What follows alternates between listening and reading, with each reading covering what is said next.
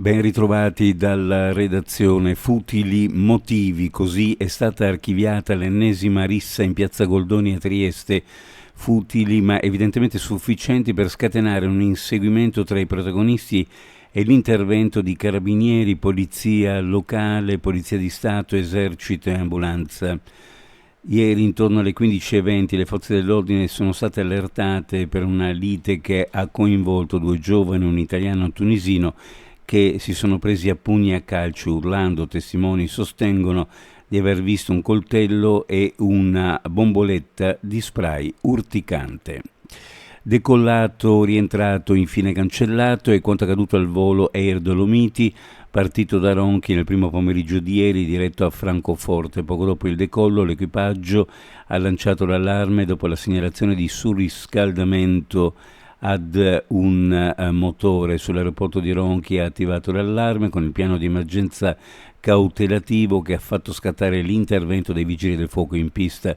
Quando è atterrato si è verificato che il motore in realtà non aveva problemi, non c'erano né fumo né fuoco. È possibile quindi che si sia trattato di un guasto alla spia, ma sono in corso verifiche approfondite.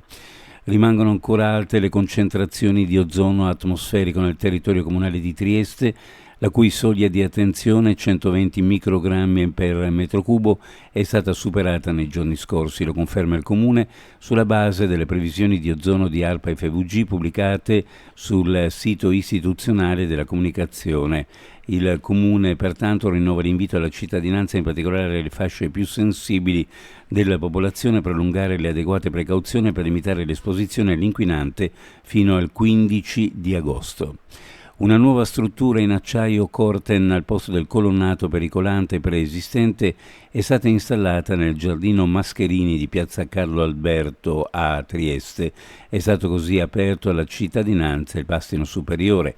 La fine dei lavori è stata annunciata con una conferenza stampa in loco nella mattinata di ieri, alla presenza dell'assessore alle politiche del territorio Michele Babuder.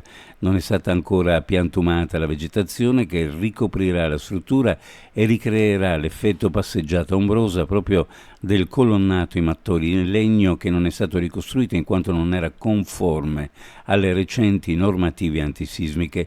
La piantumazione, non eseguibile in agosto a causa del clima, sarà effettuata in autunno. Uno sguardo alle previsioni meteorologiche: su pianura e costa cielo sereno, sulla zona montana cielo poco nuvoloso, ma nel pomeriggio sera nelle zone al confine con il Cadore possibili rovesci o qualche temporale. Temperature ancora molto elevate, specie in pianura nel pomeriggio, venti di brezza che sulla costa potrebbero parzialmente mitigare il caldo pomeridiano. Temperature minime in pianura fra 21 e 24, le massime fra 34 e 37 gradi, sulla costa minime fra 24 e 27, massime fra 31 e 34 gradi centigradi. Previsioni a cura di ARPA e FVG Meteo. Ed è tutto per il momento con informazione, grazie per averci seguito, a più tardi.